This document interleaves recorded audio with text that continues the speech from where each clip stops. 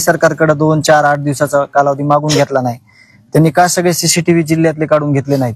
हा आमचा गावकऱ्यांचा कुटुंबियाचा सगळ्यात मोठा पडलेला प्रश्न आहे.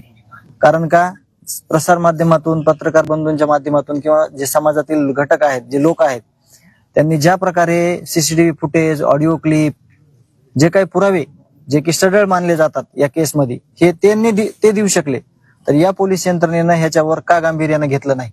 म्हणून हे जे आंदोलन करण्याचा जो मानस ठेवलेला आहे गावकऱ्यांनी, त्यात मी स्वतः, जरी कुटुंबीय लहान लेकर माझे सहभागी नाही होऊ शकले त्याच्यात, तरी मी स्वतः त्याच्यात सहभागी होणार आहे. याची गांभीर्यपूर्वक दखल घ्यावी. दादाची पण भावना तीच आहे आणि त्या भावनेतून यांनी दखल घेतली पाहिजे अशी कुटुंबियाची आणि गावकऱ्यांची देखील म्हणजे भावना आहे. तर त्याचा विचार ते कुठपर्यंत करतायत, किती करतायत, हे आता येणाऱ्या काळामध्ये 2 दिवसात 3 दिवसात बघणं हे आपल्याला बघितलं पाहिजे आणि त्यानुसार पुढची जी दिशा आहे ती गावकरी जे ठरवतील त्या दिशेनं मी पण जात आहे. पण गावकऱ्यांनी हा जो निर्णय घेतला त्याला 2-3 दिवस झाले, 4 दिवस झाले, तर या संदर्भाने प्रशासनाचा कोणी माणूस अथवा सरकारचा कोणी प्रतिनिधी आपल्याशी बोलला का?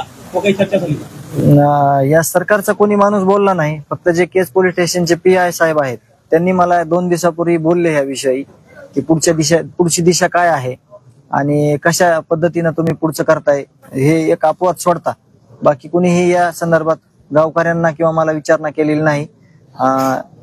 फक्त PI पाटील साहेबांना आम्हाला या संदर्भात विचारणा केलेली आहे.